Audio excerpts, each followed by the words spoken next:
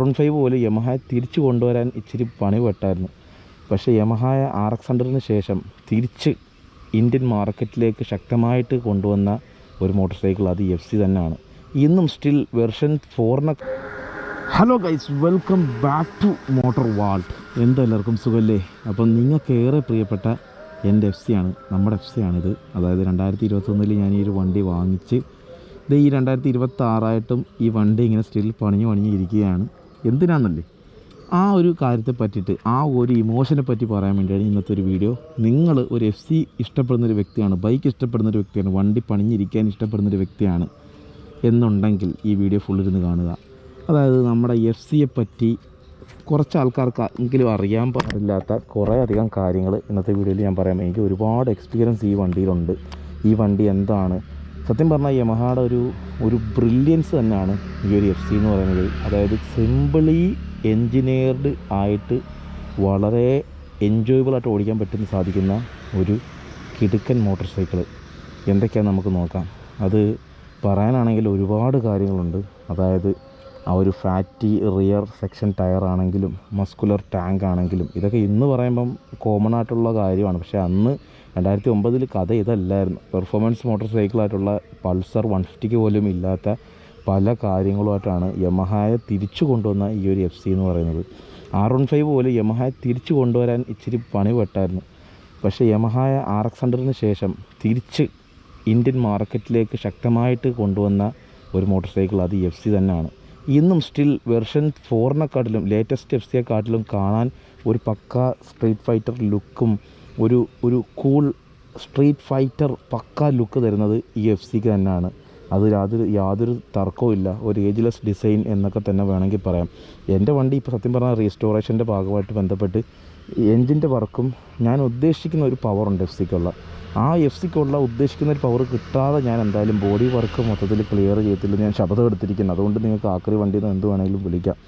So FC ഓടിച്ചവർക്കറിയാം അത് എന്താണ് എന്നുള്ളത്. നമുക്കെന്തായാലും വണ്ടി ഓടിച്ചുകൊണ്ട് സംസാരിക്കാം. അതിന് മുമ്പായിട്ട് കുറച്ച് കാര്യങ്ങൾ പറയാം. FC എന്താണെന്ന് ഓടിച്ചവർക്കറിയാം. ആ ഒരു ഇനീഷ്യൽ പുള്ളിങ്ങും വലിയ പവർ ഹൗസൊന്നും അല്ല, പക്ഷേ എന്തോ ഒരു ടോർക്കോ അല്ലെങ്കിൽ ആ ഒരു ത്രോട്ടിൽ ട്വിസ്റ്റ് ചെയ്യുമ്പോൾ ഉള്ള വണ്ടിയുടെ ആക്സലറേഷനോ ഒക്കെ നമ്മളെ എന്തൊക്കെയോ ഒരു വികാരം അല്ലെങ്കിൽ എന്തൊക്കെയോ അറ്റാച്ച്മെൻറ്റ് ഈ ഒരു വണ്ടിയുടെ ഭാഗത്ത് ചെയ്യുന്നുണ്ട്. അതെന്തൊക്കെയാണെന്ന് നമുക്ക് ജസ്റ്റ് ഒന്ന് നോക്കാം. അതായത് ഇപ്പം സിമ്പിളി പറയാനാണെങ്കിൽ വണ്ടിയുടെ മിഡ്ഷിഫ്റ്റ് മഫ്ലർ തന്നെയാണ്. അതായത് ഇതിൻ്റെ താഴെയായിട്ട് ചുരുങ്ങി ടോർക്ക് കൺവേർട്ട് ചെയ്യാൻ വേണ്ടിയിട്ട്, അതായത് ആ ഒരു ബാക്ക് പ്രഷർ എക്സോസ്റ്റിൻ്റെ പ്രഷർ റിലീസ് ചെയ്യാൻ വേണ്ടിയിട്ട് ഒരു ബോക്സും കാര്യങ്ങളൊക്കെ വെച്ചിട്ടുണ്ട്. അപ്പോൾ അത് സിമ്പിളായിട്ട് പറയുകയാണെങ്കിൽ ഈ എക്സോസ്റ്റ് മാറ്റിക്കഴിഞ്ഞാൽ ഈ വണ്ടിയുടെ ആയിട്ടുള്ള പെർഫോമൻസ് കിട്ടത്തില്ല. അത് യാതൊരു തരത്തിലുള്ള ടർക്കവും വേണ്ട. ഈ എക്സോസ്റ്റ് തന്നെയാണ് ഈ വണ്ടിയുടെ മെയിൻ ഹൈലൈറ്റ് എന്ന് പറയുന്നത്, പെർഫോമൻസിൻ്റെ കാര്യത്തിൽ ഈ വണ്ടിയെ സഹായിക്കുന്നത്. അതുപോലെ തന്നെ TPS സെൻസർ വരുന്ന 26mm കാർബറേറ്ററാണ്. പല ആൾക്കാരും പൾസറിൻ്റെ കാർബറേറ്റർ കയറ്റി ഈ വണ്ടിയുടെ ആ ഒരു ഫീലിനെ നശിപ്പിക്കുന്നുണ്ട്. പക്ഷേ അത് മൈലേജും കാര്യങ്ങളൊക്കെ കൂട്ടും. പക്ഷേ FC-യുടെ ആ ഒരു ഫീല് വേണമെങ്കിൽ 95% നിങ്ങൾ FC-യുടെ കാർബറേറ്റർ തന്നെ ഉപയോഗിക്കാവുള്ളൂ.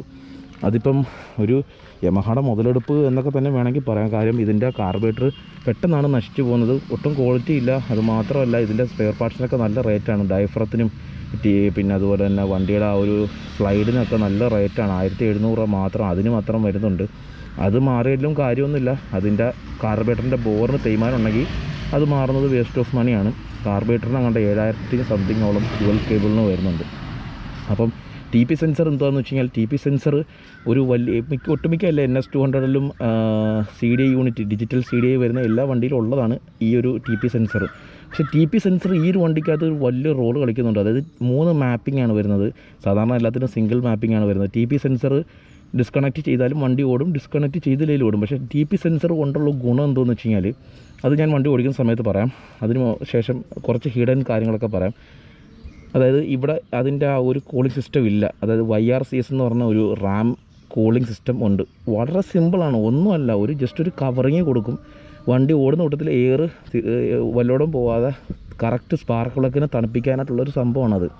അത് കംപ്രഷൻ എഫിഷ്യൻസി നല്ല രീതിയിൽ വർദ്ധിപ്പിക്കും ആ ഒരു സംഭവം. കാരണം കാറ്റ് കൊണ്ട് കറക്റ്റായിട്ട് ആ സ്പാർക്ക് പ്ലഗ് തണുത്ത് ഫയറിങ്ങിലൊന്നും തന്നെ അല്ലെങ്കിൽ ഇഗ്നിഷനിൽ ഒരു വീക്ക്നെസ്സോ കാരണം തന്നെ കാണിക്കത്തില്ല ആ ഒരു ചൂടിൻ്റെ സമയത്താണെങ്കിൽ പോലും.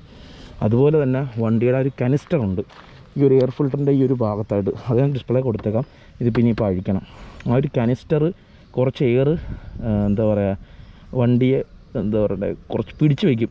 എയറിന് എന്തെങ്കിലും കുറച്ച് കുറവ് വരുവാണെങ്കിൽ ആ ഒരു കാർബറേറ്ററിലോട്ട് കൊടുക്കാൻ വേണ്ടി കനിസ്റ്റർ എയർ ഫ്യൂൽ റേഷ്യോ ബാലൻസ് ചെയ്യാൻ വേണ്ടിയിട്ട്.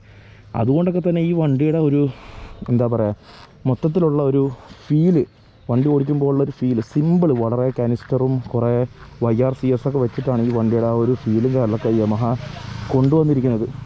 പിന്നെ TP സെൻസറിൻ്റെ ഒരു ഗുണം ഞാൻ പറയാം. അതിനു മുമ്പായിട്ട് നമുക്ക് വണ്ടി ഓടിക്കാൻ ഇപ്പം നല്ല റിഫണ്ടാണ്. റീസെൻ്റ്ലി ഞാൻ ഈ വണ്ടിയുടെ എൻജിൻ സൈഡ് മൊത്തത്തിൽ പണിഞ്ഞതാണ്. അതായത് ഫുള്ളി പണിഞ്ഞ് സെറ്റാക്കിയേക്കുന്ന ഒരു സംഭവമാണ് എൻ്റെ ഈ വണ്ടി എന്ന് പറയുന്നത്. ഹെഡ് വാൽവ് സീലും പിസ്റ്റനും സിലിണ്ടറും അതുപോലെ തന്നെ വണ്ടിയുടെ എന്താ പറയുക ഒരു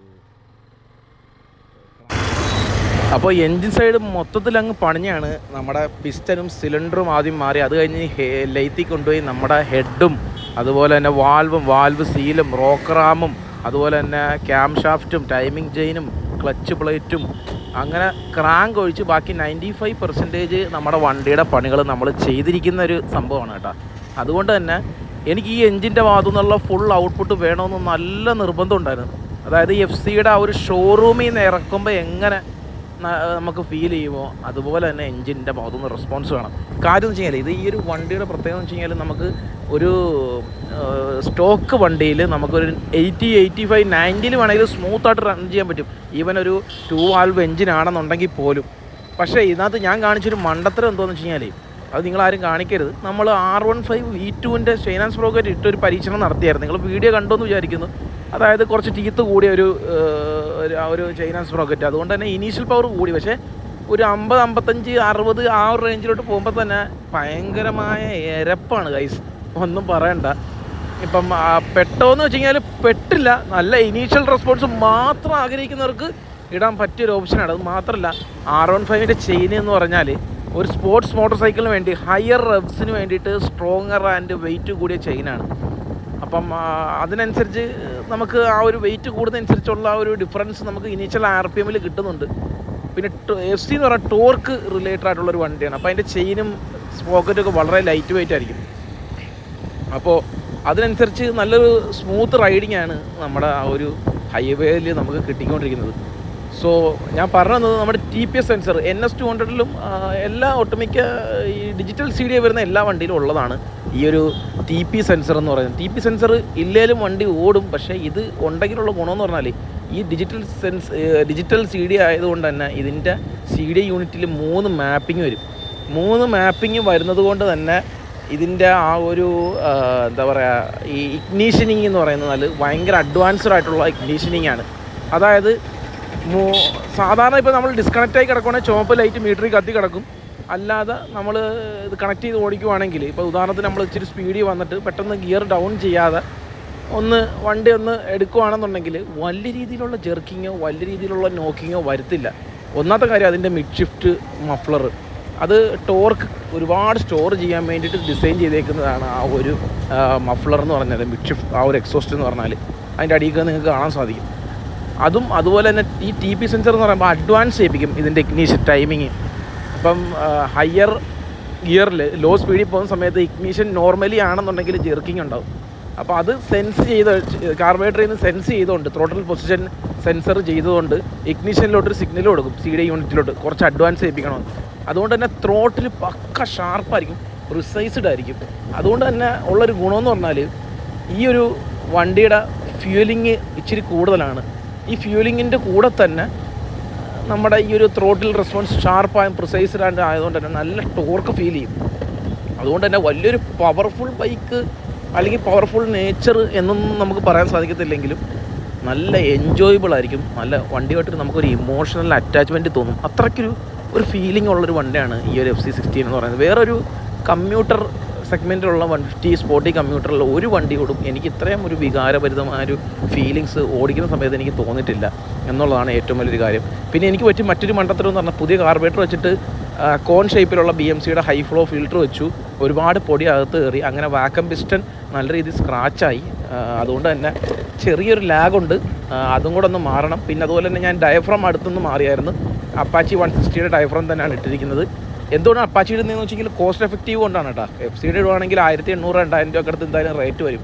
ഇതെന്തുകൊണ്ട് ഡയഫ്രം മാറിയെന്ന് വെച്ച് കഴിഞ്ഞാൽ ഡയഫ്രം മാറാനുള്ളൊരു കാരണം വണ്ടി ഒരുപാട് നാൾ എടുക്കാതിരുന്നപ്പം ഈ പുതിയ E20 പെട്രോൾ കാരണം അത് ഓക്സിഡേറ്റഡായി.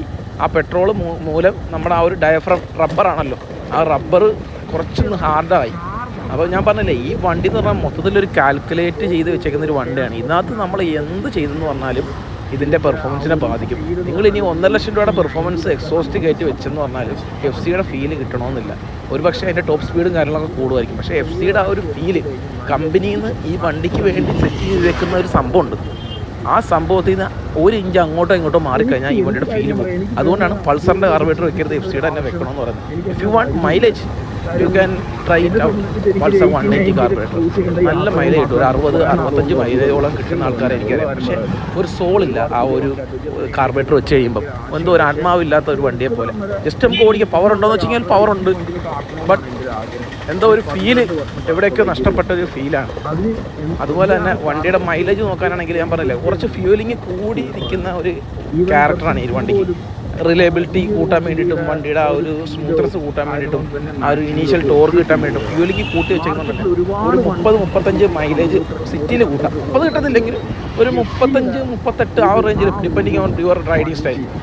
അതുപോലെ തന്നെ ഹൈവേസിലോട്ട് വരുമ്പോൾ ക്ലച്ച് അധികം ബ്രേക്കൊന്നും ഇല്ലാതെ ഹയർ ഗിയറിൽ ഓടിക്കാനാണെങ്കിൽ നിങ്ങൾക്ക് ഒരു മാക്സിമം ഒരു 40-46-50